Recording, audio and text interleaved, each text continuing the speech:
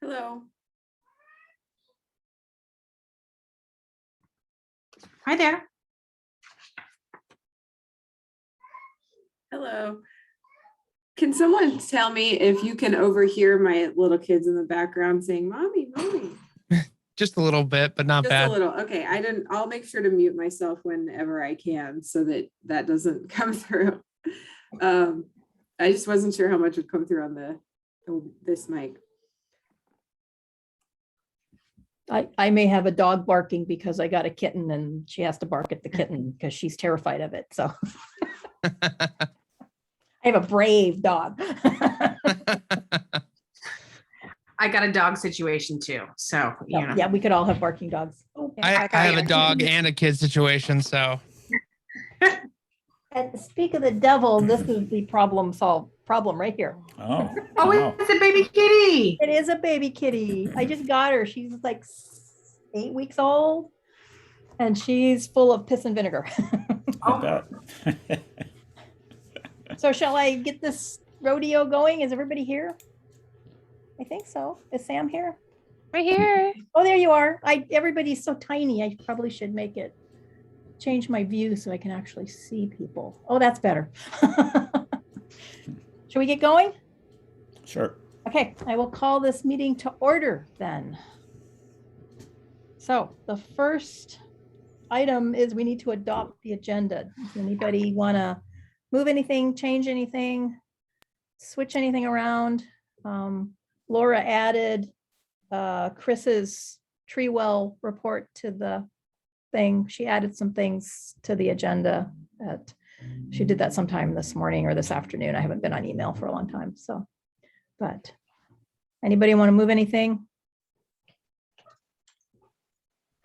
I would, well, since we have Christine Smith here from Friends of Trees, I would maybe ask if she would like to be part of the street tree list conversation, which I think is first on your agenda. Right. And if not, then you could consider moving the Friends of Trees announcement up first. Yeah, that's a but good yeah, it's up to you, suggestion. Christine, if you have time. That's a good suggestion.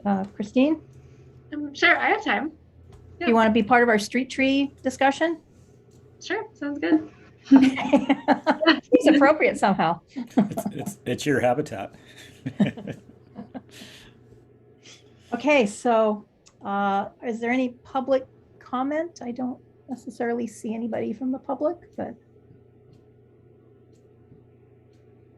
I don't think so. So should we just start with the street tree update? Do we need to review the commission report? I think we've all read it several times and it says we need to do the street trees and take into account sidewalks and planting strips and the right tree for the right place, which is what we've been working on for months. So why don't we just move on to the actual street tree list that Sam was so wonderful at getting lots of input from experts. So I feel really good about what we've seen.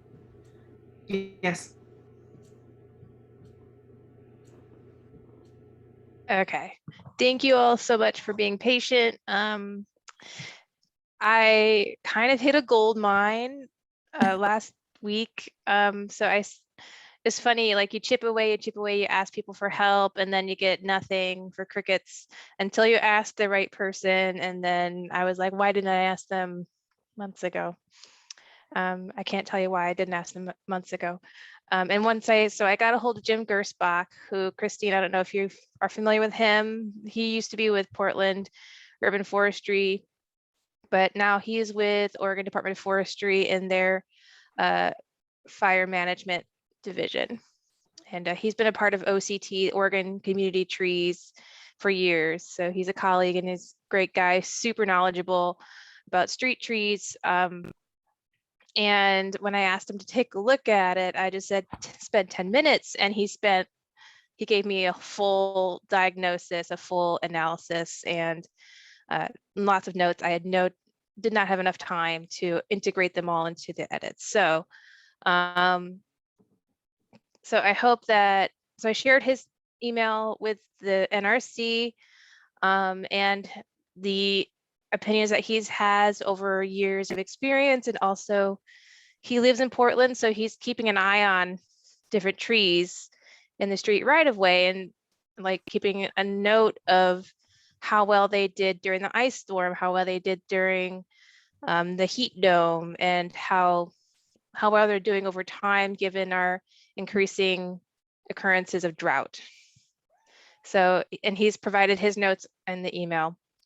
And he's also given us notes about maples, which is of relevance for many people who want to keep maples on the list, and also about alternatives, and even notes that we haven't thought about too much, which is integrating more evergreens, notably broad-leaved evergreens in the right-of-way.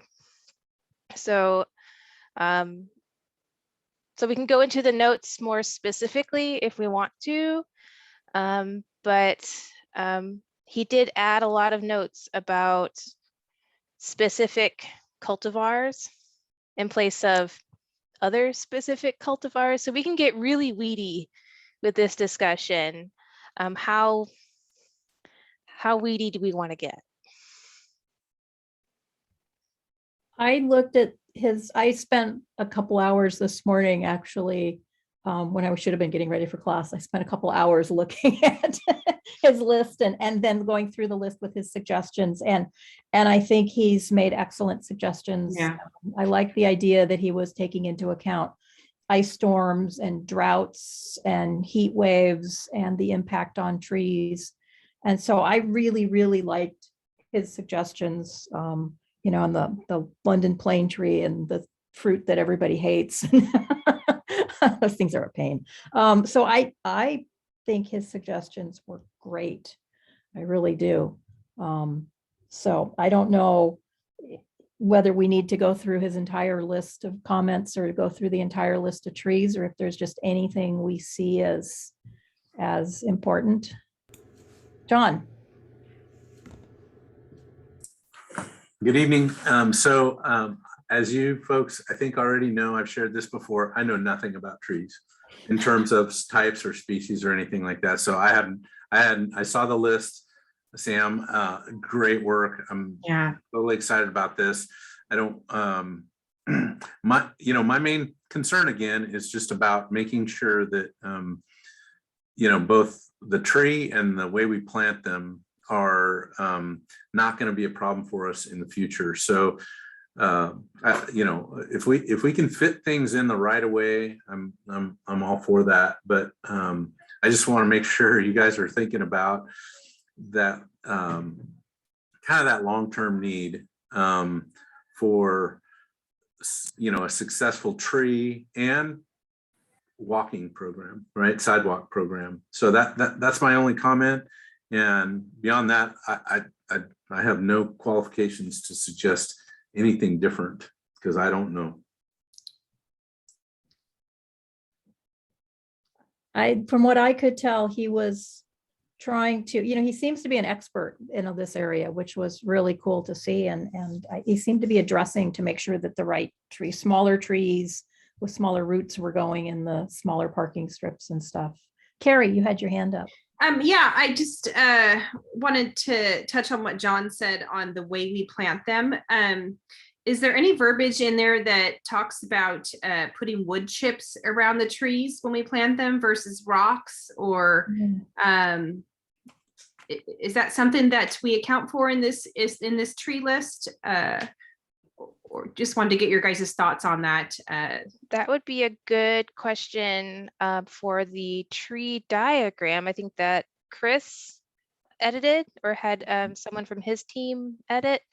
So there's a variety of planting sites, those tree wells, right, with the grates. Yeah.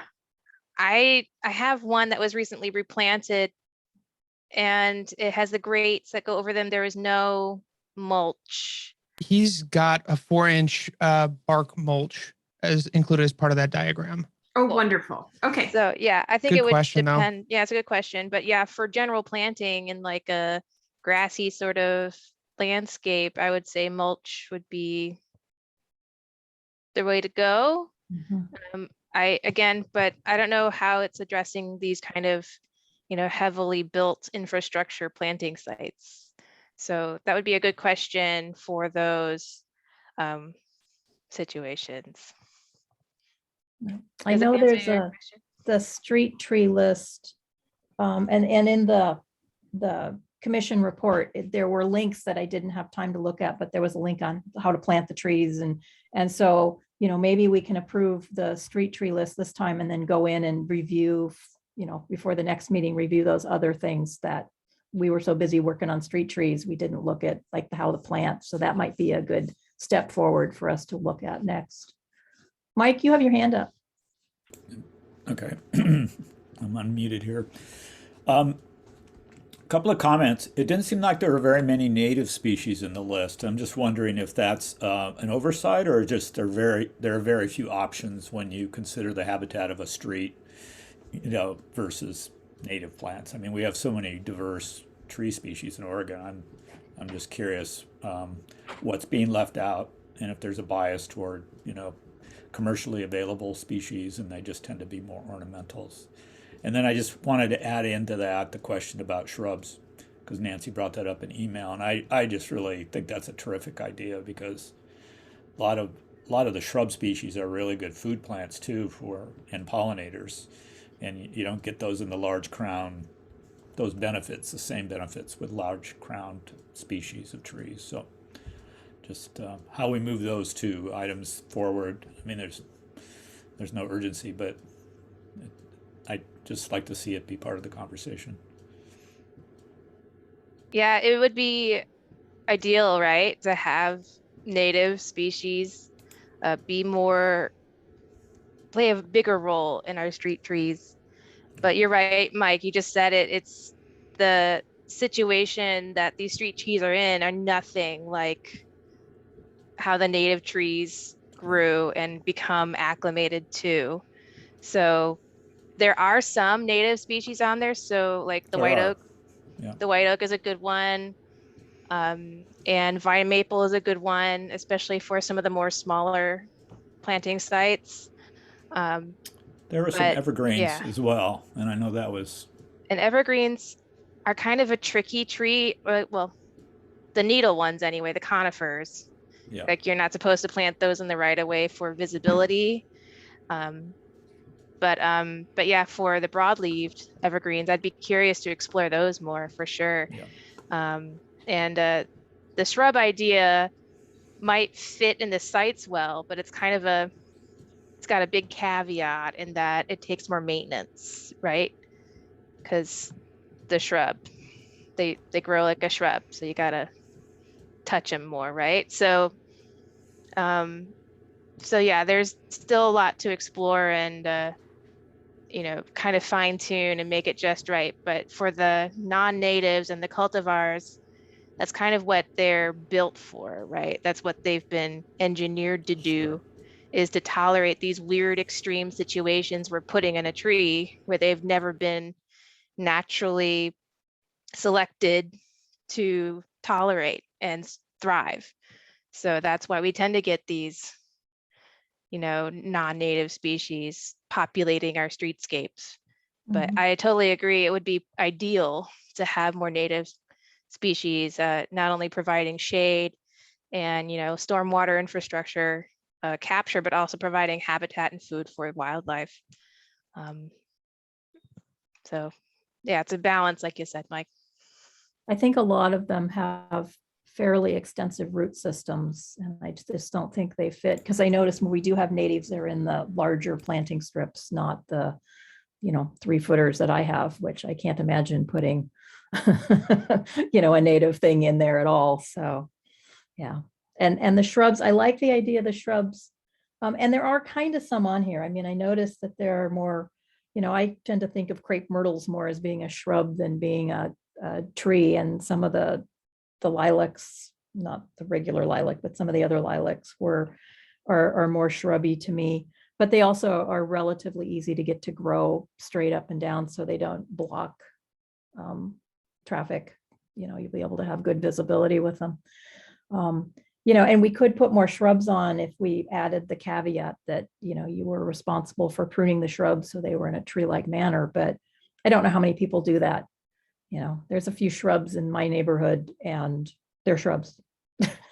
So, and I've never had problems seeing around them because they're not that big, but nonetheless, they're shrubs. So. John, do you have anything to say? You want to jump in?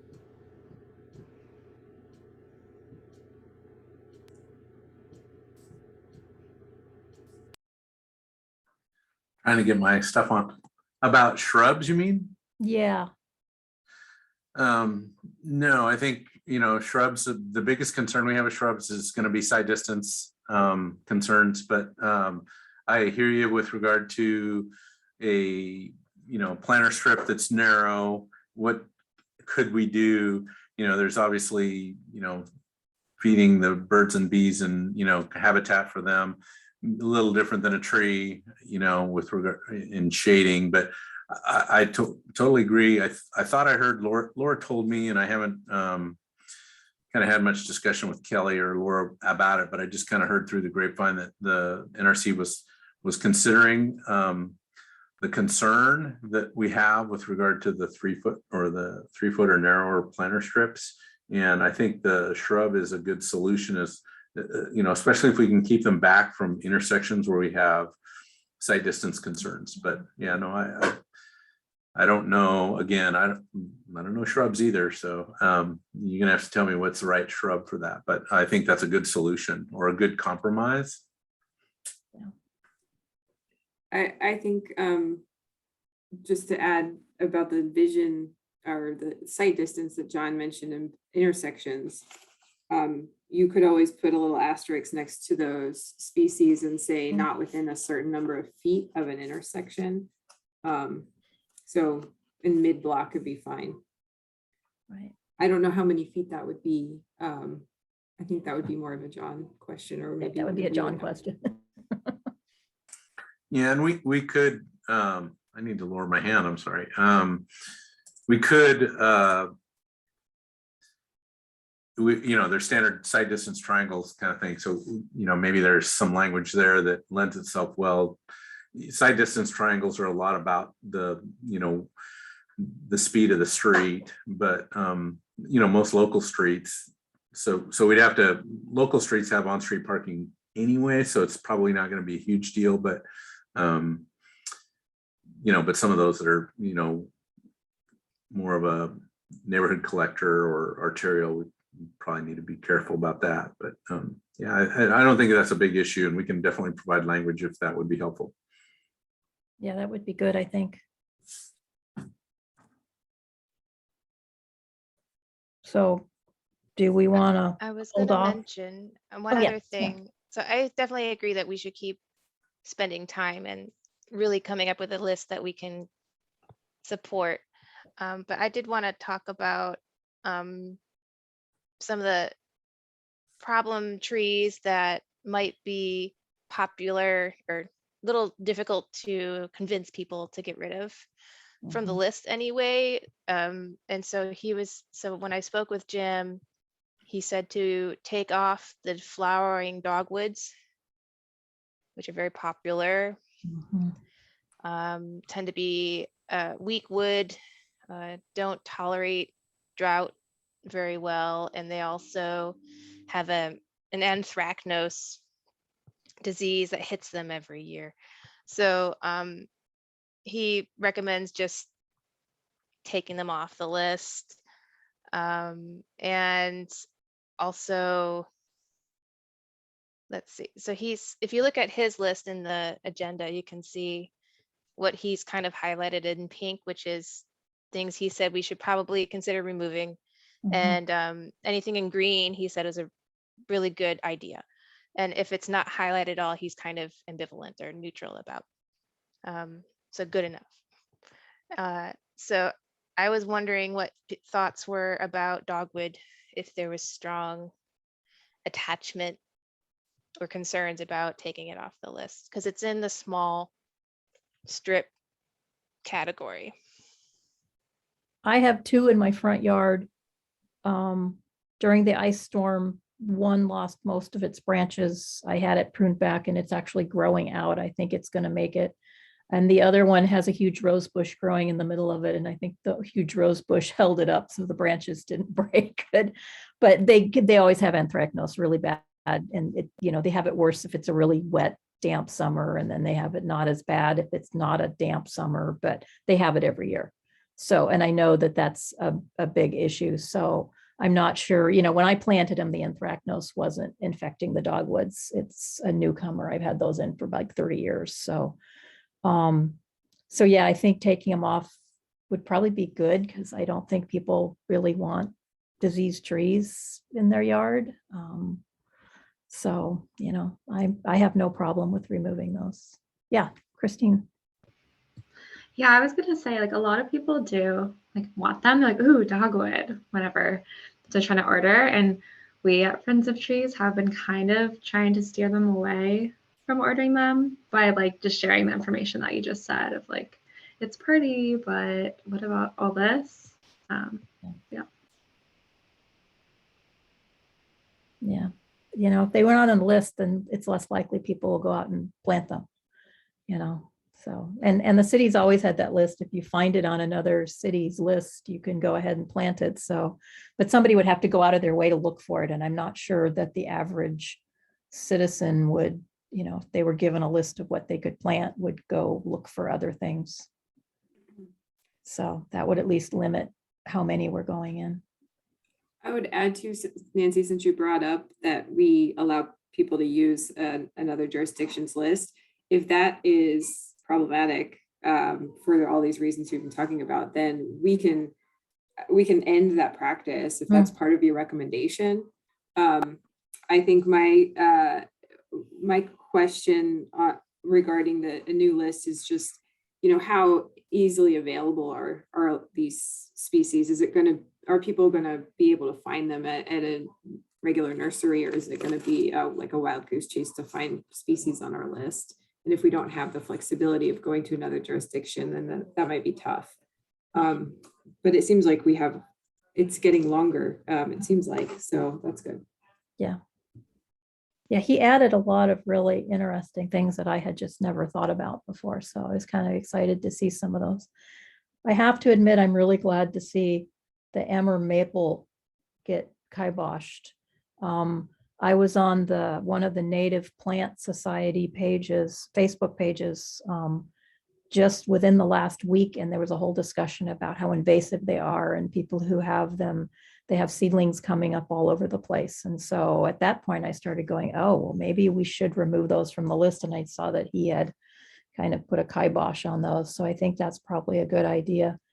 And then he said something about the red oak, which I hadn't even thought about, but in the ice storm that we had the red oaks were what broke more than just about anything else. I lost power for 9 days because of a red oak. So, and so they're really fragile and really broke really bad. And I realized when I read that he was commenting on the fact that they also were very invasive. I do nothing but pull red oak seedlings out of my yard because my neighbor's got about 5 of them that came from the guy up the street. So they're coming up everywhere in the city. And I think taking those out would actually be a really good thing to do. Yeah. For numerous reasons. I have many in my yard. I pull them out all the time. Yeah. So are there any kind of pink highlighted species that anyone wants to talk about in keeping or having a more discussion about, or are we comfortable recommending that we remove them given expert guidance?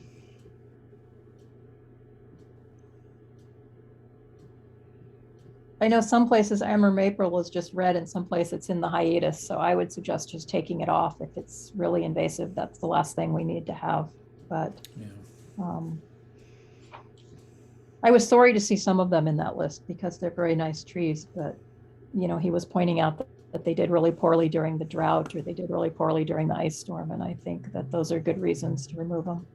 I was really glad to see the damn pears removed, because the state of Missouri was actually giving people money to take them, to cut them down, because they're so invasive. Like there's just, you go down the freeway in spring and it's just all pears because they've just taken over the side of the road. So Is there any particular attachment to the plums?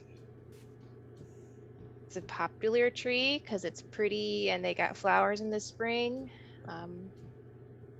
But it's not a very tolerant, resistant tree.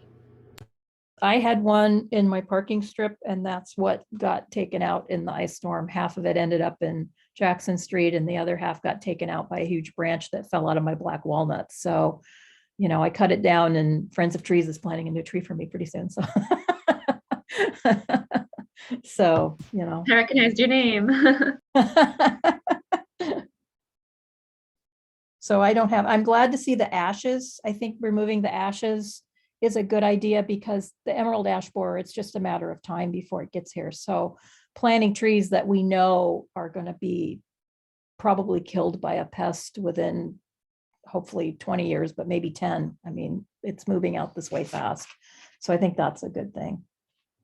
And I thought that it was really neat that he had all these cultivars of things that, were specific for what size planting strip, or they had better fall color or something like that. So I was really impressed with his knowledge base. I really was. And I was really sad to see Western red cedars go, but I agree, between their inability to handle drought and the cedar borers, they're all dying anyway. So.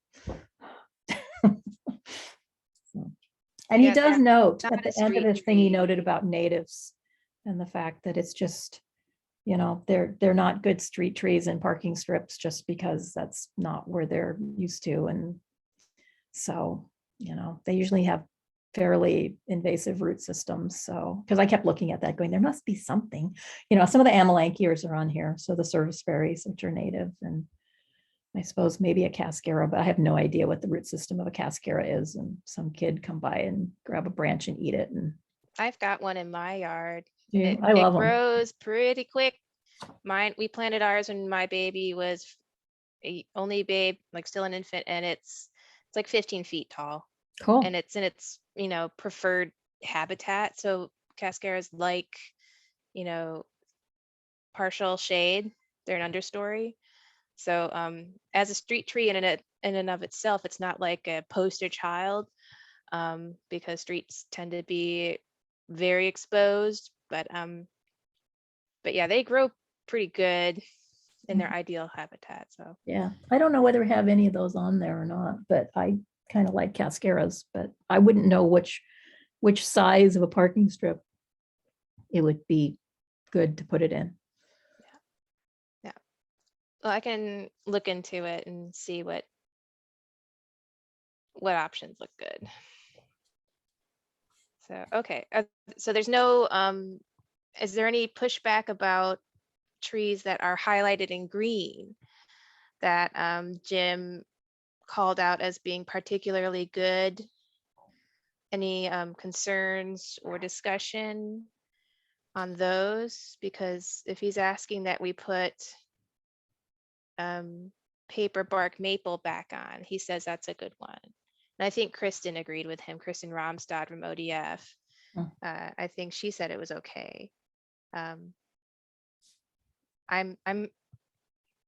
fine with going with what the expertise recommends. But is there any other pushback or concerns or discussion in general about species highlighted in green here? One concern I have, and there's one in green, which is why I noticed it, but there's elms. Are those elms? They don't get Dutch elm disease, right? Those are cultivar elms. So they do not get There's Dutch elm special elms that the nurseries have cultivated as hybrids. I think usually there's like an Asian elm hybrid that they're crossbreeding them with to be resistant. There's even a chestnut, the American chestnut. Oh, that's great. Cool. I mean, how That exciting would have to go on a be? really big strip. I mean, it's not going to be a poster child for your 3-foot space, but and it's not necessarily a Western Coast species as it is, but like, how cool would that be? Anyway, sorry. There are a few in Portland. And there was one, my father-in-law did logging, and it was like a European-owned company that was having him come do like trees, like European kind of logging, like cut this tree and cut this tree. They had 2 huge American chestnuts on their property, and it was an old stagecoach stop. It was somewhere outside of Dayton. And it was just awesome because he didn't know what they were. So he drugged me out there, and I'm like, oh. I was so excited. So, I would love to see some chestnuts actually, if we could get one that wouldn't get, another horrible blight. Yeah, it's probably not going to be a street tree, Yeah. but we could maybe put it on our. It'd have to be at least the 8 foot or more, probably bigger. Well, they drop chestnuts, which is that's true. the whole Yeah. point. Yeah. So anyway, sorry to tangent, but there was one on there that wasn't on there before, which is an eastern species of Osage Orange. Oh, yeah, I saw that. So that is not a Western native as far as I'm aware, but very interesting tree. It has fruits, which They're are big. Do we mind that they're substantial sized fruits, and when they fall off, they can probably damage car windshields? I mean, they were in Missouri when I grew up in Missouri, so they were all over the place. But I don't know. I'd hesitate before I'd throw one into like a street tree. Yeah. But I'd be curious what options are them. available. Yeah. I don't know how prevalent they'd be out here. I noticed a quercus, a black oak, but it wasn't Kalagii. It's a different species. And just curious if it's related to Kalagii and if it's going to be nailed by this spotted wood borer that's coming up from the south. It's a really serious oak killer, mature oak killer. What's the name? I'm trying to find it. This is a long list. I keep going up and down it. There were a lot of oaks on the bigger strips. It's Velutina. Oh yeah, Velutina. Yeah. Velutina. That's your So I don't know if that's close to Kalagii. Eastern black oak. That's a good Yeah. question. I'll look into it. So Cascara. If it's an eastern hardwood, then it's very unlikely to be related. It's a very different flora from east and west. So it could be that it won't be a big deal. I don't know climatically if some of these southern borers are going to move north, or if we still have cold enough blasts of weather to nail them. And then I was curious about cork oak. Is that the one that's actually used for cork making in Europe? Okay. That's the one that's in Spain. So that Right. Mediterranean Yeah. climate, very tolerant, very similar to what we would expect our climate to be. So is the bark really peely? I mean, I know they harvest without It killing the doesn't trees. peel, but it gets really thick, if that makes Yeah. sense. Yeah. So I mean, So it's peeled off by the harvesting of it, but it doesn't it's girdle. a sustainable. Doesn't girdle the trees. It's very technical, specialized skill in Spain. So I knew some researchers when I was in grad school. They came from Spain and they studied this tree. Yeah. And the harvesting practices. So if we get enough of them, maybe we could, partner with the wine industry and Right, exactly. make it lucrative to grow quercus. Sustainable corks in Oregon. John, do you have your hand up?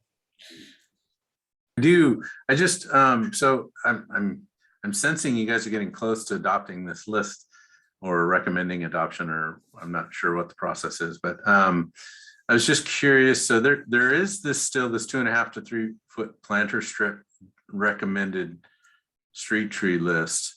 Tell me more about, is it accurate that you guys were thinking of not recommending trees for the narrower planter strips, or are we thinking we should still keep that category? So we do plan to have trees like your classic idea of a tree in that category, but also incorporating some tree-like shrubs, if that makes any sense. So crepe myrtle, like Nancy was saying, has a habit that could be considered shrub-like, but you could trim it and train it to be like a tree. Does that make sense?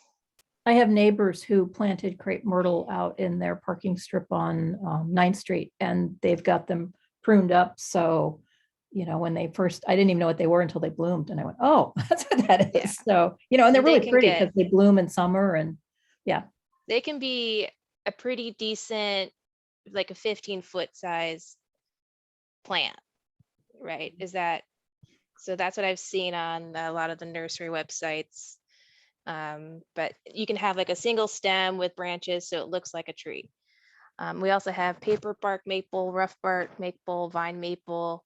We actually don't have a whole lot of shrubs on there right now in that 3 and under strip. Yeah. But we have added. So we've added the Lavelle hawthorn, which is a recommendation by Jim, and Chinese pistache was added. That's a new one. Jim is a big fan of pistache.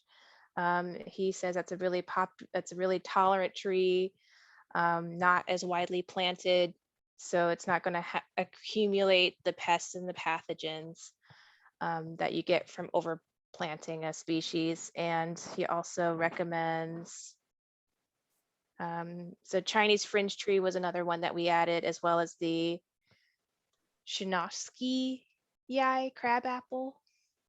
So we've added at least 4 or 5 plants, or probably more. So were you looking to add more plants to the list, John, or do you want us to take them out, or where are No, you I thinking? guess where I was trying to get to was I had heard that I was excited about hearing, I guess, so maybe I'll put it in that context. I was excited about hearing that maybe the NRC was coming to the conclusion that planting trees in the 3 foot or less planter strip was not a good idea. So having a plant list or a tree list, which, I know some of these things can maybe be trained to be a little bit smaller, but what I've always heard is you train them smaller, that means their root systems tend to get larger, but that may be wrong. But anyway, so I was kind of under the impression that this planting list might not have a list for the 3 foot and less planter strip, but I didn't attend those other meetings. Maybe I just heard what I wanted to hear, and so I'm inquiring. I don't know all of these trees because I don't know all the cultivars, but from what I'm seeing, a lot of these are smaller trees. So they're not, we're not like talking about putting a maple that's going to get 3 feet across. There's several of these in my neighborhoods, and they've been in, some of them have been in for over 10 years, and they're still 4-inch diameter trees, and they seem to be behaving with their root system. So I think if you put small trees in there, we're okay. We just have to be careful, the size of the tree, and I'm assuming that the list he was giving us were trees that their root systems behave better, because he's more of an expert. I certainly don't claim to be an expert on what happens to trees underground, much less above ground, but definitely not underground. So, Carrie. I'm just curious, John, do we have a lot of 3 foot less planting strips? We do. I don't have a quantity, but I can just tell you from my own kind of walking of the community, we do have a lot of these. And I want to say 90s for sure, maybe even in the 2000s, a lot of the developments, approved the narrower planter strips. So yeah, there's a lot of them around. And is that also the direction of new development, to a more trend towards the 3-foot planting strips, or? No, it's going the other way, which is the right thing. It's a wider planter strip. So it's just those that seem to me to be, yeah, 3 foot it is hard to find trees that, are gonna last, have a life that's, felt to be, long enough to feel good about, right? I mean, to me, some of the trees that we see might have a 15 to 20 year life, and then they get big enough to where they really kind of need to be removed, if they're in a 3-foot planter strip or less. Christina, do you have any input on really small parking strips and trees that work or don't work? Well, let's see. I will say I agree that we had a lot of the 3-foot strips. I went out with my coworker who does the inspections, and I feel like a lot of the ones he did were smaller. And I'm trying to think of what people have ordered. I know a lot of people were really happy to see paperbark maple as an option. And other than that, I can't think off the top of my head, but I think a little bit more.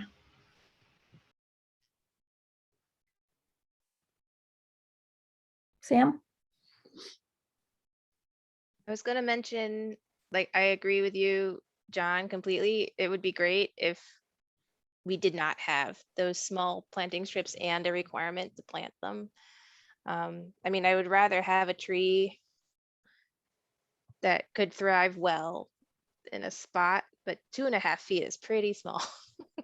I agree. I do see in the commission request that we identify species though. So I don't know how much the commission would appreciate us coming back with saying like, we should not have any trees in that list. What do you, like, I see it in the summary, so I don't know if they would welcome or at least be open to hearing us saying that these strips shouldn't be getting a street tree list. Maybe Well, we should come up with shrubs for this. Maybe Yeah, this is where or we need to something. put more shrubs and maybe look more carefully at the trees we do have to make sure, and maybe get rid of the 2.5. I can't even imagine a 2.5 foot strip. I don't know what I have. I think maybe mine's 4, but it's somewhere between 3 and 4 feet. It's not that big. And I've had several trees in there that have done fine and haven't lifted the sidewalk. But so, I mean, one point is, and the new standard is, a root barrier as well. So if we're kind of feeling like, look, that 2.5, if 2.5 is the low end, nothing would go into anything less than 2.5. So 2.5 to 3, and you throw in the root barrier into that equation. I'm, and a list of trees that we're comfortable with, and I'm not, I'm not against it. I'm just trying to, well, I was pretty excited about not because, I think you may or may not be aware, but we've been talking about the sidewalk replacement program, and I'm trying to figure out how to get a hold of in front of that at some point down the road, because we've got a lot of these that are already kind of problematic, but it's hard to not only have these requirements and then on top these requirements for safe sidewalks, and then paying for those, and then at the same time still forcing those same property owners and the funds that taxes paid for to put a tree back into a 3-foot planter strip, unless we're really, really confident that that's not going to be problematic in the future. That's my big thing, is not throwing money at an existing problem that we know about, unless we're super confident with the list. Carrie? So, John, in replacing these sidewalks, is there room to not replace it with all the concrete? I've seen in some other, cities to where there's times where they have to replace the sidewalk, and I know we have to have safe sidewalks at a certain width, but they kind of cut out around the tree. Like the new sidewalk replacement is giving us more. We now, instead of a 2-foot section, and we've got more of a 3-foot section. Has that even been talked about? So there is, we've gotten more and more flexible with, like a meandering sidewalk. But in many of these locations, and the one neighborhood that we're kind of most focused on because they've raised a lot of concern about, we've went out and looked at those and trying to meander those. I wouldn't say that there's not a location where that wouldn't work, but in most locations it doesn't work very well. Could you go from a 5-foot sidewalk to a 4-foot sidewalk? To me, it's back to that balance. It's pretty hard for a family to walk side by side, even on a 5-foot sidewalk. You start narrowing that up much more, and it really gets hard for that to happen. So I do feel like 5 foot, even though there's an ADA standard that says, I think it's 42 inches for ADA accessibility, but I just think that the 5 foot is the right thing, and there may be exceptions to that. For instance, if a property owner had an existing tree that was lifting the sidewalk, but maybe trimming that up so that they could get a few more years out of that tree and the sidewalk, without raising the sidewalk, we would approve that kind of a it would be a deferred deferral to having to replace the sidewalk. But I don't think we should make that a kind of a standard. Does that make sense?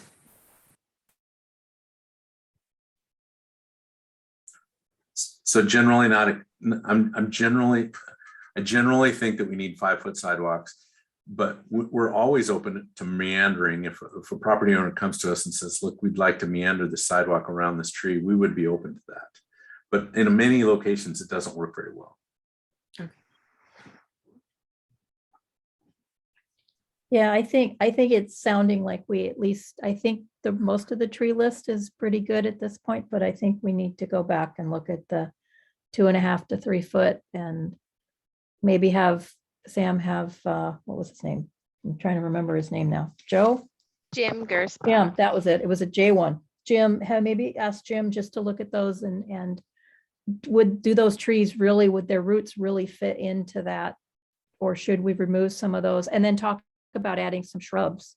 I mean, we could even put like Oregon grape on that list, because, some of the Oregon grapes don't get that bushy, and, there's a taller one that it's evergreen, but it's not so big that it's going to block. And again, we can put shrubs on that with a caveat of, we'll get John's input about how far from corners they should be, and because I think I'd rather see something planted there than nothing, which is so, Yep, I'm happy to spend a little bit of time editing the list to incorporate his recommendations, and then asking him specific questions about the small strip plant list, about that. And we could even, if we wanted to talk more about the small strip best use, because if it's not a tree, maybe it's more, planting formations, if that makes sense. So we can have that at a different time, but I can ask Jim those questions. Yeah. Because I feel really good about the rest of the list, but the stuff John's bringing up about those really small areas is concerning. Yeah. I think Carrie had something, and then I'll let you go first, Carrie, if that's okay with you, Nancy. And then I had a question for you. Okay. I just forgot to put my hand down, so. Hey, Kelly. Okay. Yeah. I'm going to do it now so I don't forget, because I would do. So I think you all are probably aware, last week the commission approved a policy that allows people who are under code enforcement for the sidewalk lift from the street tree roots or otherwise need to remove their street tree because it's causing, it's dying or whatever. And if they have a planter strip of less than 5 feet, or they have some other constraints, like the fire hydrant is right there and it's too close, and so there really shouldn't be a tree there. So the commission is allowing those folks to utilize Friends of Trees to replace their trees. And for the smaller planter strips, I think we get, we get a lot of people saying, I want to replace my tree, but I want to replace it in my front yard. And just record the covenant to designate it as a street tree. And so we do get that a lot. And that is kind of at this point, I think, I don't know if you all have ever weighed in on that recommendation or weighed in on that at all with a recommendation from NRC, but I think it would maybe be appropriate to, as far as like when do we allow this alternative of planting in the yard rather than in the planter strip? Like what size planter strip do we say, let's let the property owner have the choice of, do I want to choose a small species in the 3-foot planter strip, or do I want to plant a tree in my yard instead? And so, because over the years, I think our policy has varied on that, how flexible we are. And when they do want to plant in their yard, usually there's a lot more space. And so that's great because you can get a bigger species. But so because of that, I think it might be helpful to have a list, or maybe note throughout the list which trees we would like in the front yards too, or that we would approve of in the front yards. Because I think sometimes what happens is that somebody chooses a really small little species in the front yard when we really could, it would be more appropriate to have, something larger. So if that's something that we want to do, having a list indicating that might be helpful, so that we can give direction to people rather than saying, yeah, you can choose anything and everything on the list because it's in your front yard and we don't care. So maybe that's fine, but maybe it's not. I like that idea that if they have a really small parking strip and they don't want to plant, they want to plant another tree, but they don't want it in there and they'd rather have it in the yard. I'd rather see them plant something in their yard because like you said, you can plant a much bigger tree. We could say based on the lists from like where we actually, like how big their yard is, if they have if it's an 8-foot strip or bigger, they should take something from, maybe one of the larger sections rather than one of these little tiny things. But yeah, so we could make a recommendation like that. Like we could say, we think the city should change this. I'm going to need help rewriting. I don't write code very well. But yeah, if that's an option, I think that would be a good thing for our committee to recommend that, we would honor people if they have these really small parking strips and have to remove the tree for any reason, that rather than replant a tree in the parking strip, they could plant something in their yard. I like that idea. So Kelly, would one, 3 foot, even 3 foot's not great. Is there an option for at the kind of in the list, if you will, or at the front of the list that would say, something along the lines of, choose from the list, or, look to an on-site location? Whether they take credit for their existing tree or they plant a new tree, that could be an option, right? And especially, the covenant thing is always interesting to me, but generally, I don't think people want to remove their trees once they're in, unless they start becoming a nuisance. But I don't know if they have to record the covenant, but I've always kind of liked the idea of trying to get people to plant things in their yard, even if it's in that quote, what do we have, 10 feet off the back, the property lines, this public utility easement. But I do think that there's even capacity to plant within that public utility easement in most cases. So I really like that. If there was a way to, you know, just on the front of the list, kind of indicate that you could plant, you know, this is an option, or here's another option. Yeah, that's in our, this only really happens when somebody's having to replace an existing street tree, right? Because all the new planter strips are 5 feet wide. Bigger. Yeah. Or larger.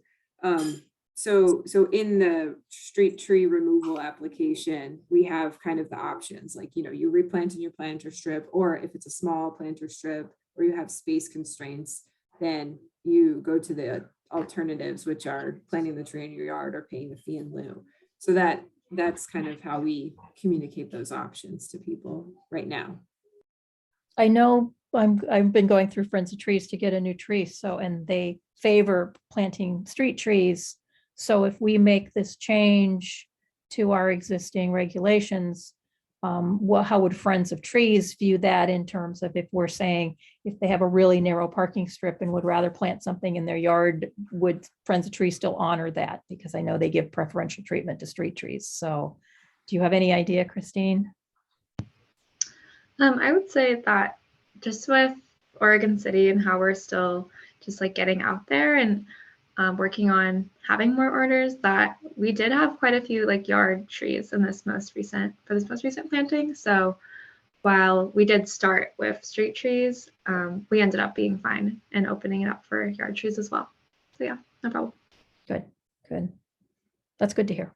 Because I wouldn't want somebody to not be able to get a tree because, you know, they were put it in their yard, which they could get a bigger tree. So Yeah, the bigger tree thing is nice. Yeah. Hey, Kelly, do you think if the commission is going to be looking at the kind of the recommendation for a street tree list, you know, while our regulation allows for it, would they notice that, or would that get pointed out to them that that's an option, or should we just have it as a kind of a line in the street tree list?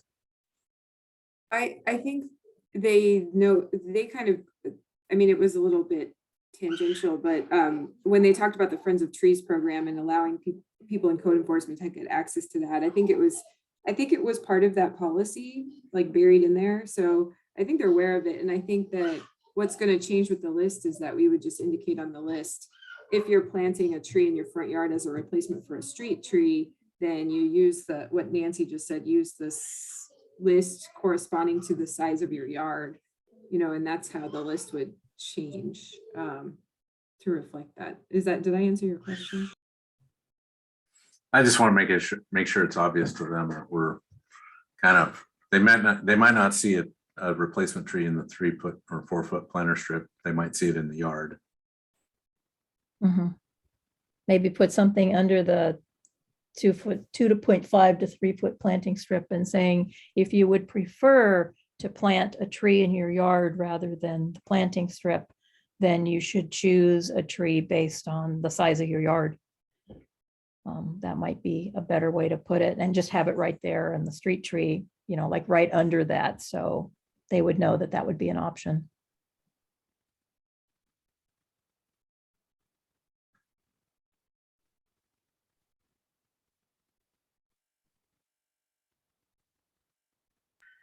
So may I ask, what's the next step for you guys? And I mean, since I'm kind of coming in without having been part of the previous conversations, do you want to bring this back?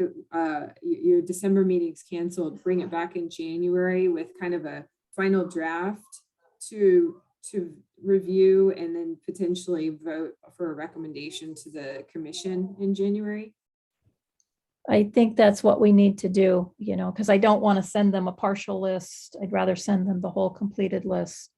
And I really think we need to add shrubs, you know, to not only the smaller sizes, but even some of the slightly bigger sizes. There's some shrubs that would be good in there, with caveats of, you know, distance from the intersections and the fact that they need to be pruned so that there's visibility.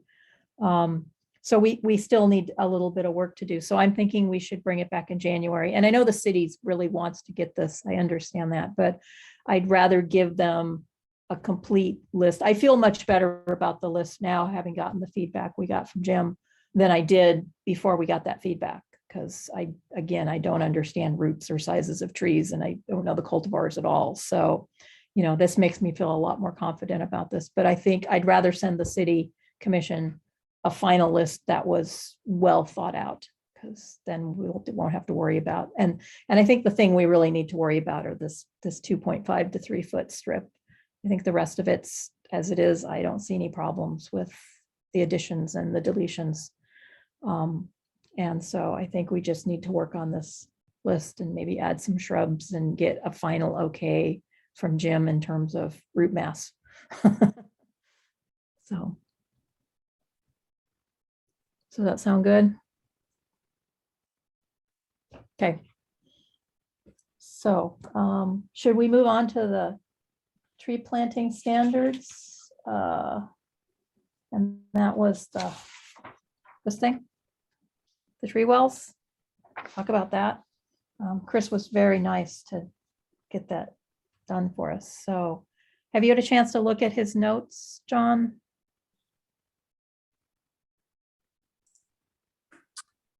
Yeah, I did look at those. Yeah. What, are you in agreement with his comments? Let me switch gears here and close some things down. Go from trees to now planting the trees. Yeah, I definitely. So the only thing that caught my eye was just the root barrier. So if we're talking planter strip here, the most important portion of the root barrier is obviously the sidewalk. Right. Our standard curb is pretty healthy, but typically we put a root barrier on that side. This one talks about all sides because we also have tree wells. So tree wells would have, we definitely want to make sure we had root barrier on all 4 sides of a tree well. And I kind of feel like the curb is important too. We do see roots from trees that, move out, and typically they're not breaking through the curb, but they're under the curb, or sometimes they grow up and over the curb. But so I wasn't sure if the intention was to limit that to just one side, or if that was just kind of, they struck out basically what we think of as kind of a description of the kind of root barrier, but it does say all sides. So I wasn't sure if they were not excited about the kind of root barrier that we were, we're basically calling a generic, representation of what we think is appropriate for root barrier. So maybe that was struck because you guys didn't think that was the right thing. Or maybe it was because it said all sides. I just wasn't sure about that. So I'd be interested to hear what you have. But other than that, I didn't really see anything there that concerned me that we can't change. I can read Chris's note from his email that he sent. I don't know if you got that, but a few minor notes. The big change is recommending that the root barrier go on only one side of the new planting as opposed to going on all sides. Adding it to all sides unnecessarily constrains root growth, and these trees have so little room to grow as is. Because placing against the curbside is not necessary in my opinion, but Public Works may feel differently. So you just said you feel differently, so that's okay. Either way, I don't think that would be harmful to the tree growth, but he's saying having it on 2 sides would be okay, but to totally fence in a tree is kind of dooming it to not having enough room for the roots to develop and become healthy. So that was kind of what I got. And then that was in his notes. And then, he also talks about something else he done his notes. So I haven't seen a lot of these go in, but it's kind of like you would imagine. They basically build the curb in the street, right? And then as the development happens, the home gets built and the sidewalk goes in. And then they come back and they plant these trees. That's typically how that happens. So they dig out a hole basically to put that tree in. And while I agree that's putting a root barrier on all sides seems to me like it would have an effect, especially if they're in the typical Oregon City red soils and it doesn't allow that root to go down because it's hard clay. Right. you know, again, up in Park Place, we had a neighbor who was submitting testimony on the you know, the problem with trees and sidewalks. And he sent in a picture that I had never really seen before, which is, it was a root wad that was basically 3 feet wide by about 18 or 20 feet long, right? That had been, when they tore out their sidewalk, he was showing this root wad that went that full length of the planter strip. And it was impressive to me. And it was, you know, I'd not seen like that. I know from my own experience that the roots tend to follow the, you know, they'll grow down that planter strip, especially if it's irrigated. But so, yeah, I mean, how do you control these roots in a way that, you know, maintains a healthy tree?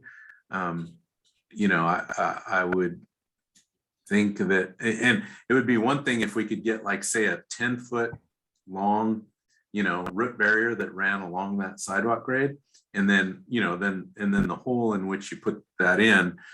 Now maybe the answer is, and I think we would agree that, you know, the more soil we dig out of those planter strips when we plant these trees, as opposed to just a, let's say, a 3x3 or a 4x4 square, the better, right? If you could go longer and just provide a better soil envelope for that tree, it'd be good. But you know, generally we don't see that from the development community as a desire. So, you know, so I'm doing a lot of talking, but I just recognize that the roots grow down that tree.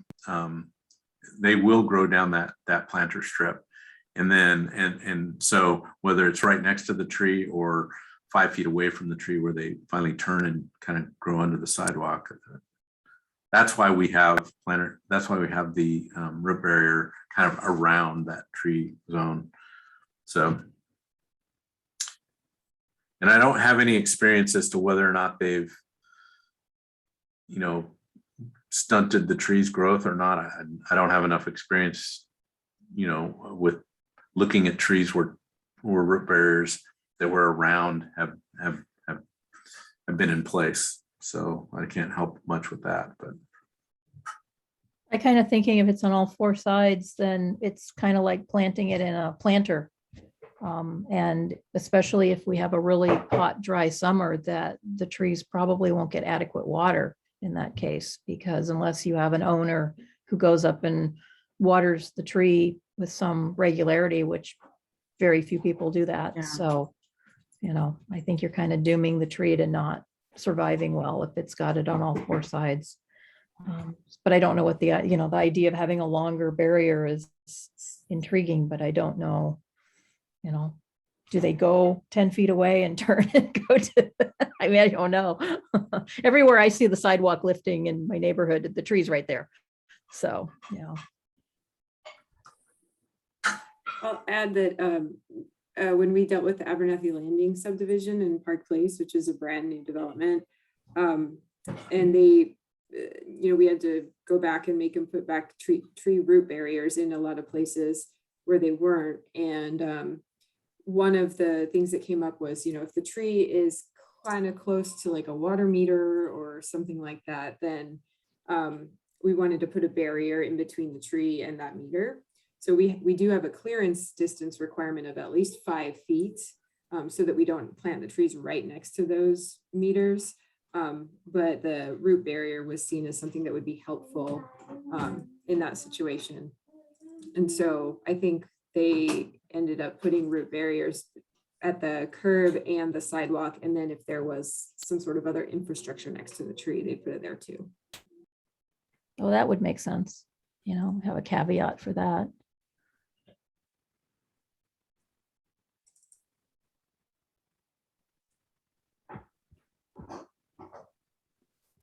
So do we want to wait till Chris can join us to talk more about this, or are you happy with it, John? If we put the caveat in of if there's like some infrastructure like a water meter or something, that they could put another root barrier on the side between the tree and whatever that structure was?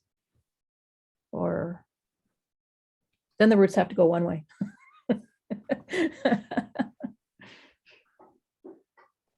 Yeah, I didn't really get any, I didn't run this through some of the staff who are most familiar with this, but I wouldn't mind. So, if you don't mind, I hate to delay your decision, but at the same time, I really wanted to show you this picture. I'm looking for it right now, but, Yeah, I don't think any of us mind delaying that. I mean, we're delaying the street tree list, which we really wanted to get done, but we're delaying that till January. So I don't see any problem with, and then you can talk to other people who maybe have better knowledge of tree root growth and talk to people in public works and stuff and see what they think. And we can have Chris would probably make the January meeting too. So yeah, let me see. Can I share my screen? Nope. Kelly, can you let me share my screen? Or whoever this is the host? Kelly is the host. Your co-host now, you should be able to share. Just there we go. There we go. I want to know what kind of tree had that big of a root mass though. These are, can you see my screen? Yes. So this is their example of where they had to pull.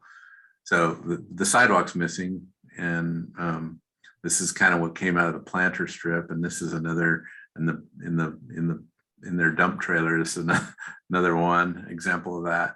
So I'd not actually, normally these things get cut and ground, and you don't see the full excavation, but they had an excavator in there that kind of prepped all this for them. I think they did 2 or 3 different neighbors got together and did this, but so that, normally you don't get to see all this, right? Because people just put the root grind, they just do root grinding and then they're done with it. But this one, they actually pulled that whole thing out and set it on top of the curb there. So kind of interesting, but that's where I get a little bit worried about that. But I'll definitely talk to staff. I'd like to know what kind of tree that was and how long it'd been in there, how many years, because that's an impressive root mass. Yeah, that was so again, these weren't the Park Place, which I should know this because we've been studying it pretty closely, but when did that get built? It's about 18 years ago. And oh shoot. You might be able to find it in Google Earth or Google aerial imagery, depending on how long ago they removed it. Because it might be a conifer tree. That's my guess. I just saw some debris in one of the pictures that looked like Doug fir, but if you had a coordinate for where that is, we could look it up. Yeah, I mean, this was the one, Pete, Walter and I went through it, and he knew the types of trees. I can't remember the name of them, but they're deciduous trees. And they were on the, there's been a question about whether or not they were on the actual approved street tree list or not. But Kelly, I don't know if you've been tracking that. Do you remember any of that testimony? So I think it's the Trailview Estates subdivision. That's one of the main ones that we're talking about. It was platted in 2002. So trees probably went in shortly after that, I would guess. So you're right on, John, about, I think, the 18 years old. I don't know what species they were though.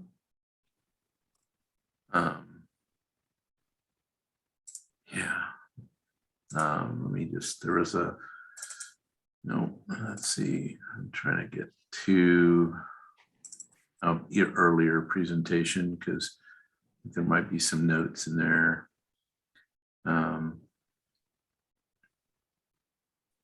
But yeah, they were on the street tree list back in the day, and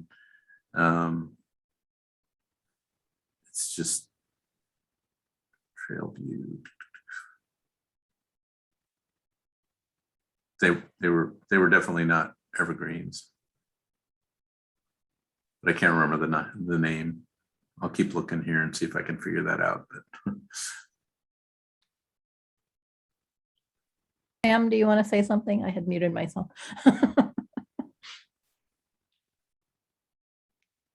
You're muted now.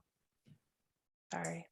Thank you. The minimum caliper on the planting guide said 2 inches. I don't know how much we want to discuss that, because I remember Andrew, I think it was from Friends of Trees, who visited us before, said that you might get better establishment if you plant 1.5 inch caliper trees for some species. So I don't know if we want to discuss that, or, you know, have a wider range on that. Also, smaller caliper trees tend to be less expensive. They're lighter, easier to move around, and you don't break them. So I'm just curious what thoughts are on caliper size minimum. I'll just add that when we have street tree replacements, so when people have to get a permit, the caliper requirement in that case is 1.5. But the new street trees and new developments is 2 inches, for better word.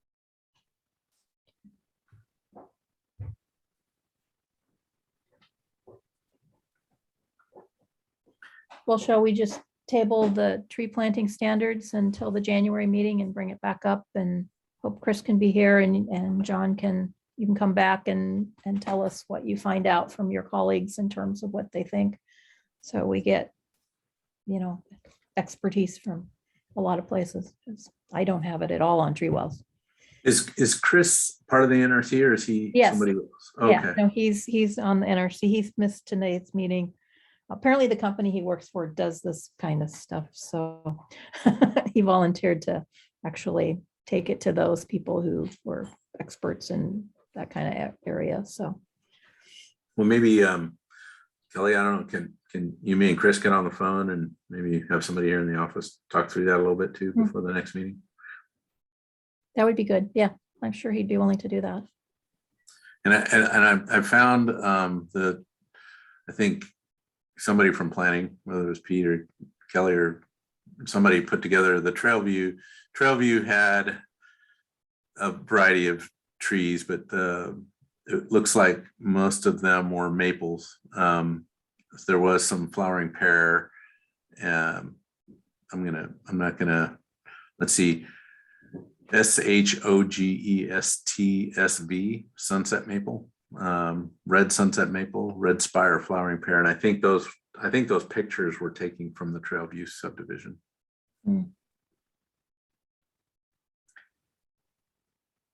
So anyway. Yeah.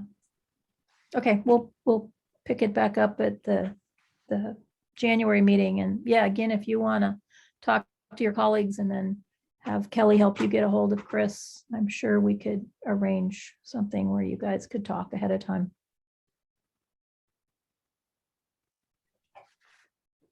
So Christine, we helped you to the very end, but.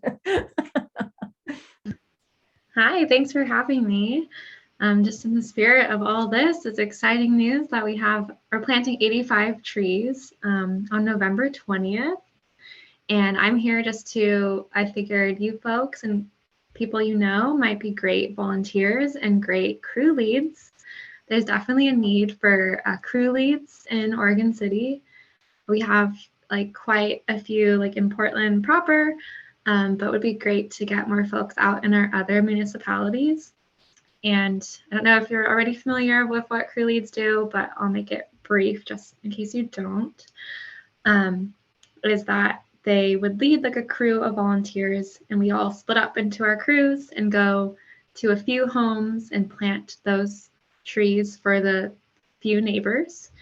And so each crew usually has anywhere from 8 to 12 trees, just depending on the planting. And the crew lead themselves is really just helping guide the others. You're not necessarily the one just doing all the planting. Some crew leads just don't even necessarily have to do the planting, more of the guidance. But really important to keep our events going. And as well as just general volunteers are also needed for this event and for future events. We have a planting in April for other Oregon City neighborhoods, and we also have many pruning events. So crew leaders are needed for pruning as well as volunteers. So if that is more your thing, that's also, we'd be happy to have you. And you can just go on our website, friendsoftrees.org, and go to our volunteer page, and there's like a calendar of events, or there's an option to just look at like Oregon City's page on Friends of Trees and see what is happening just specific to Oregon City. And or you can email me. I'm sure Kelly has my email and can pass it on to you all, and I can answer any questions. And I'm super excited. I got to drop off tree flags today to folks who have yard trees and talk to a few who are just really excited to get their trees. So it'll be great. Christine, can you talk a little bit about the training that for the crew yes, leads? Thank you. Thank you. Yeah, so crew leads, there is an extra step of training. So there's an online training. I've taken it. It's like maybe an hour, some videos that our staff had put together. It used to be like an in-person thing, but now they made these really helpful videos of how to plant properly, how to crew lead properly, or there's a separate one for pruning crew leaders. So those do need to be completed before your first planting event. And it's expected that a crew lead would be, I think the number is at 4 events throughout the year. And we have events like every weekend. And anything else I'm missing? Okay, so we closed crew leader training for Portland, I believe, but are keeping it just rolling open for other municipalities like Oregon City in the hope of getting more crew leads for those areas.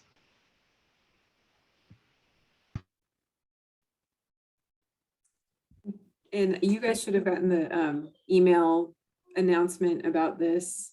You did. Okay, so please pass that on to folks that you think might be interested in volunteering. I volunteer to go check trees in the summer when I'm not having to do school. Cool, one of our summer inspectors. Yeah. They're just talking about doing something in May. I'm like, maybe it won't be too bad. I'm retiring at the end of this academic year, so I'll have a lot more time to do things. So, Carrie.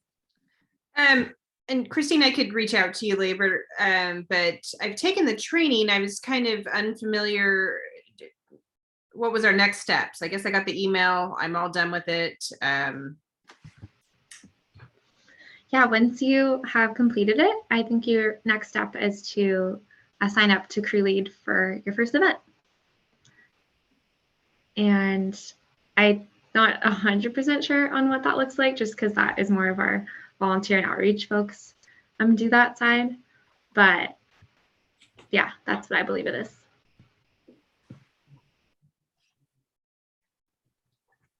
Sam?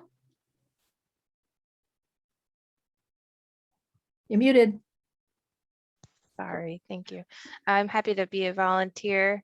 I did sign up to be a pruning lead this year, so I'm committed to the requirements needed for that. So I've been limiting extracurriculars given my schedule, but I do want to bring myself. We have a conflict with an ivy pole that same day. So my family has agreed that we're going to split up. So that's awesome. Well, we're excited to have half of you. So I will go to the tree planting, and the rest will go to the ivy pole. Sounds great. Thanks. One last thing, Christine, are you guys taking any more trees to plant for this first one coming up here on the 20th, or are you guys closed out? We are closed out. So people who didn't sign up and are going to miss November can sign up still and be scheduled for April. Yeah. Yeah, and our contract with Friends of Trees also covers next year as well. So next winter and spring, there will be 2 more events. So we have a total of 4 events and 415 trees over those 4 events. So, you know, people who don't get it this time will have multiple chances. The other thing I'll add is that I found the email with the crew lead link, and it's friendsoftrees.org/CL. I think that's probably the link that Christine said where you'd sign up to do that. Yeah. Let's see.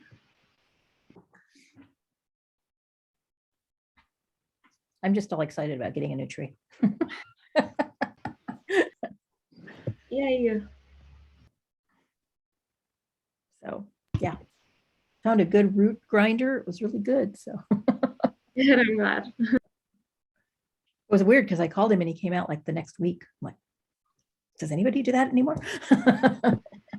That's what yesterday I put in all the utility locates. Like my last ones were probably at like 6 p.m. and so many got done today. I was like, whoa.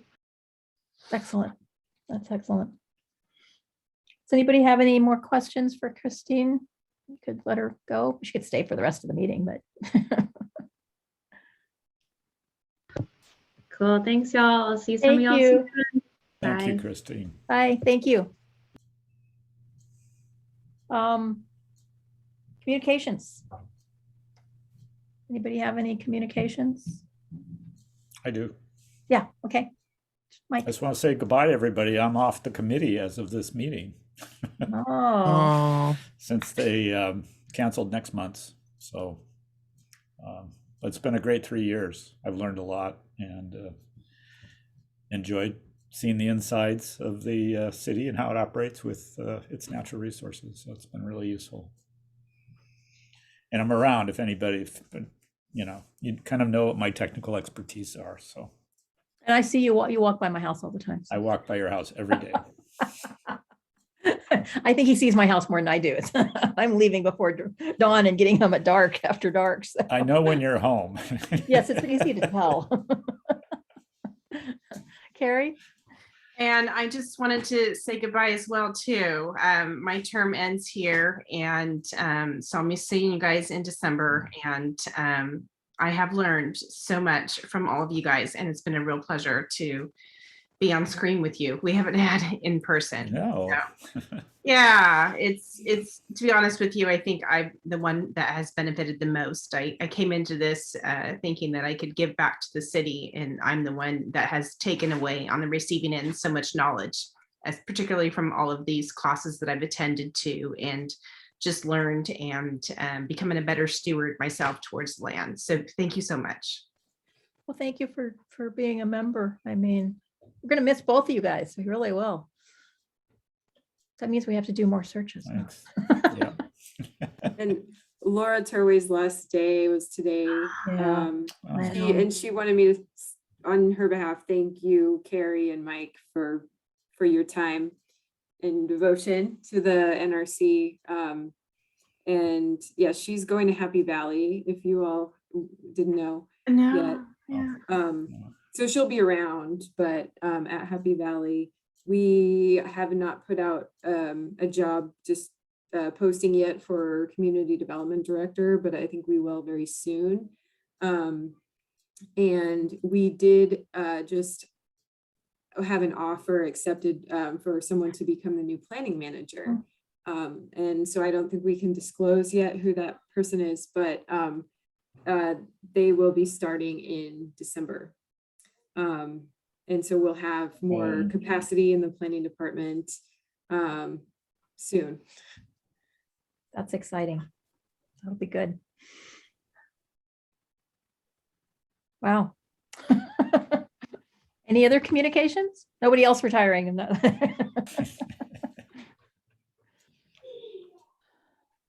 Maybe if I could, Nancy, I'll just offer up. So the city commission's had a couple of work sessions on the sidewalk.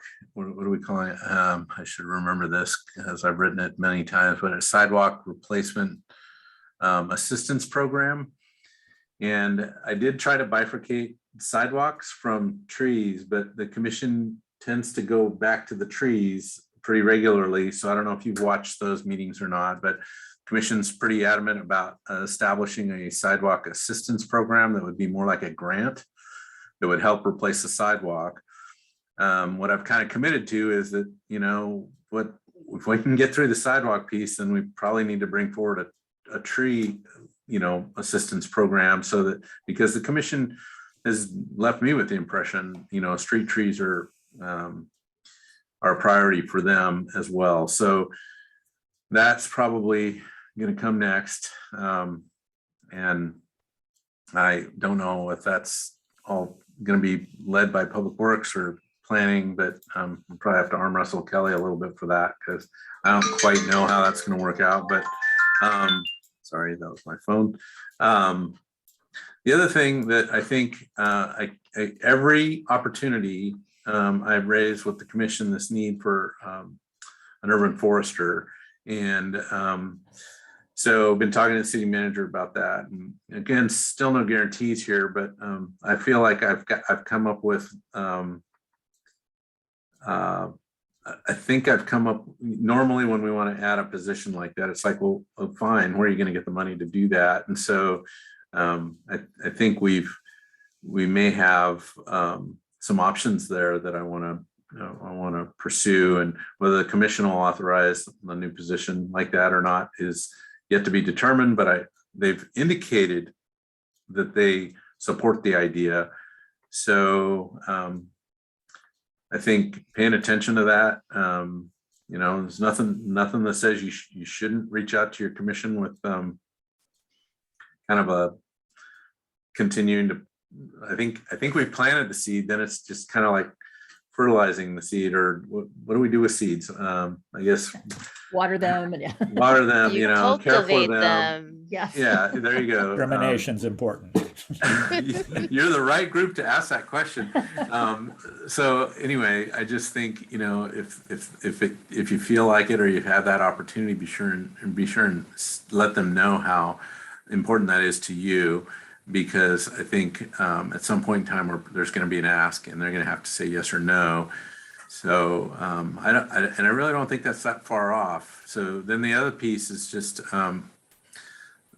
I think I've got some job descriptions, and so it might make sense to maybe run that by this group, or at least one or two of you that might be interested in that. I'm happy to do that, because again, I'm probably not the best person to think about urban foresters. I don't know all the details of that. I just know that there's a lot of these kinds of things that would be helpful with somebody in the room like that to lead those, and then help facilitate conversation even further beyond what you do as volunteers. So anyway, just wanted to mention that. Let's keep focus on that, and your help in that focus would be great.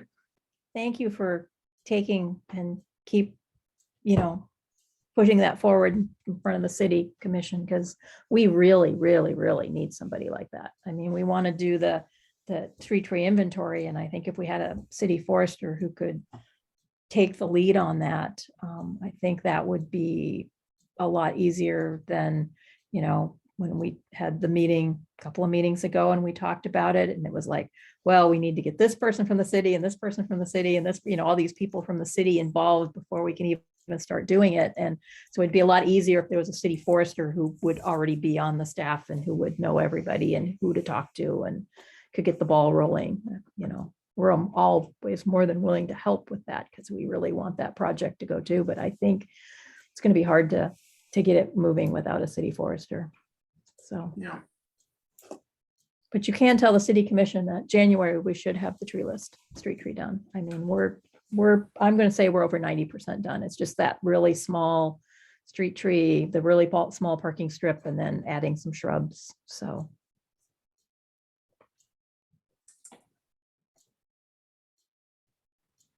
Is there anything else? We had future agenda items, and so we know we're going to go back to the street trees and the tree wells again. Is there anything else that anybody's interested in adding at this point?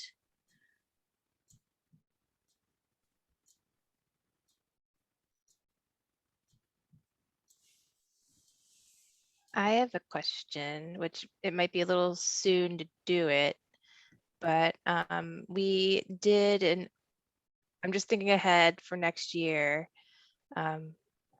about next year's Arbor Day celebration. Mm. I know Pete put one together that was a little last minute and small. I was curious if we wanted to do anything more than that. I think it'd be great to do something. We are a, tree city. So I think it'd be nice if we could get something going and organized ahead of time rather than trying to do a last minute thing. So I'm just kind of floating the idea now before everyone gets crazy busy. And then, I don't know, once January hits, it feels like you're locked into the year. So right. if we Right. can think of something that the city would be comfortable doing, we can even partner with Friends of Trees if they have capacity. So Their planting day is April 2nd, which is a Saturday. I don't know how that, I mean, it's the month of April, right? It's kind of all, Arbor it could Month. be any time in April, right? We could have a celebration. So, perhaps we could focus on that weekend or that day. And the Friends of Trees contract that we have is not just for the tree plantings, but also the pruning workshops and other type of workshops. So it could be that we could kind of pair all that together and have a community tree workshop / Arbor Day celebration or something. Can we put a pin in that discussion for maybe January? Yeah, And I think that would then be good. we can kind of flesh it out more with like children events and other, maybe even like music or something that we can get more engagement with besides, just touching trees all day, which is what I call fun, but not everybody feels that way, and that's okay. So, but everyone loves a good time. So however we can make it that way would be good. And then we could also, in January is when OCT provides Arbor Day celebration grants. So a little reminder about, submitting a proposal of what sort of event Oregon City wants to do could then be submitted to the grant committee and OCT to help provide a booster for celebrations. So if we have like an idea of what we want to do and what we would want to grant to help support, then that could be put in an application for a grant to help support that. So That's an excellent idea and an excellent suggestion. Yeah. Grants are always good. I'm not on the grant committee. I have no authority about how grants are disseminated, by the way. So full disclosure. Also, I'm stepping down as president from OCT. So I'll be on OCT, but I'm going to stick to the conference committee. So I have no affiliation or decision-making authority for the grant committee. Sam, I remember putting together a grant request probably in 2014 or somewhere long ago for this, and we got like a $500 grant or something from Oregon Community Trees. Would that, if we were going to put together a grant application, would that be something you'd be able to assist with or willing to, or because of your position, would you not be able to do that? I mean, I'd be happy with the event like discussion. I've never put together a grant application for the OCT grants, but if you were successful in the past, you could follow the same format, and they want to give the money to people. So as long as you can follow their requirements about, proving that whatever money they spend is actually going to, enhance the, the engagement at your event, great. Okay. Sam, if you want to get together with me sometime, after school gets out, I would have time to sit down. We could, maybe go have lunch or something and talk about ideas. And that way in January, we could bring some ideas to the committee and see what they think about things. Sure, I'll need to confirm when the due date is. Yeah. We didn't do grants in 2020. Right. But they want to do it again in 2022. Good, excellent. Hopefully COVID dies down enough that we can do things again. We're starting to. Yeah, I know. My grandson's getting vaccinated tomorrow, the young one. So he hasn't been told yet. He will not be in favor of this move, but yeah. Okay, so is there anything else anybody has to say? I just want to say, Carrie and Mike, we're going to miss you guys. You've been great committee members to work with, so. Thanks. But keep in touch. I know I'll keep You in will. touch with Mike. I see him all the time, but Yeah. Carrie, keep in touch. Okay, anybody have anything else to say, or shall we adjourn this meeting? Okay, I'm calling us adjourned. I will see most of you in January. I'll see Mike occasionally. So, bye, guys. Bye-bye. Yeah, everyone. Take care. Bye, thanks.